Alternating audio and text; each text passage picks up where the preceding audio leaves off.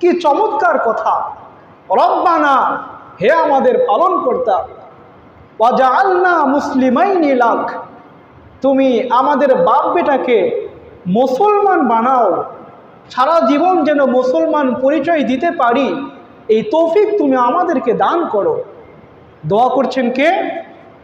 ইব্রাহিম আলাইহিস সালাম, যে আমাদের বাপ বেটাকে তুমি মুসলমান বানাও। স্বার্থপরের মতো নিজেই দোয়া করেছেন। শুধু নিজের জন্য ব্যাপারটি এমন নয়, বরং আপনার আমার জন্যে পৃথিবীতে কিয়ামত পর্যন্ত যত মুসলমান আসবে তাদের জন্য তিনি এই দোয়াটা করলেন। রব্বানা ওয়াজআলনা মুসলিমাইনি লাক ওয়া মিন যুররিয়াতিনা উম্মাতাম মুসলিমাতাল লাক, এবং আমাদের বংশধরেরা যারা পৃথিবীতে আসবে তারাও যেন সদা সর্বদা নিজেদেরকে মুসলমান বলে পরিচয় দিতে পারে, সেই তৌফিক তুমি তাদেরকে দিও।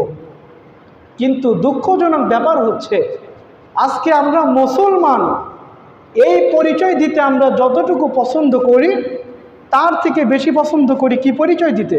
আমি আওয়ামী লীগ, আমি বিএনপি, আমি আহলুল হাদিস, আমি হানাফি, আমি দেওবন্দি, এমন পরিচয় দেই না? কিন্তু পরিচয় তো দিতে হবে কি বলে?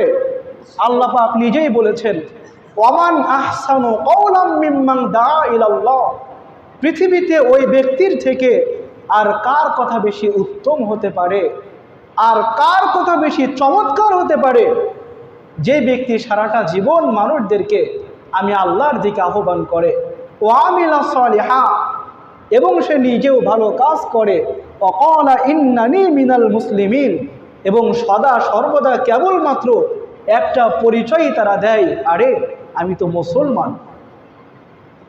আল্লাহ পাক বলেন যে তোমরা পরিচয় দাও যে তোমরা মুসলমান, কিন্তু আমরা এখন কি পরিচয় দেই? আমি হানাফি, আমি মালিকি, আমি শাফি, আমি হাম্বলি। আজকে এই বিভিন্ন দিকে পরিচয় দেওয়ার কারণে আজকে কিন্তু মুসলমানদের মধ্যে বিভক্তি সৃষ্টি হয়ে গিয়েছে। মুসলমানরা একে অপরের থেকে কি হয়ে গিয়েছে? আলাদা হয়ে গিয়েছে। তো এখন থেকে আমরা পরিচয় দেব কি?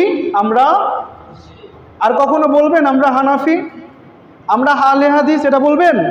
কি বলবেন? আমরা মুসলমান।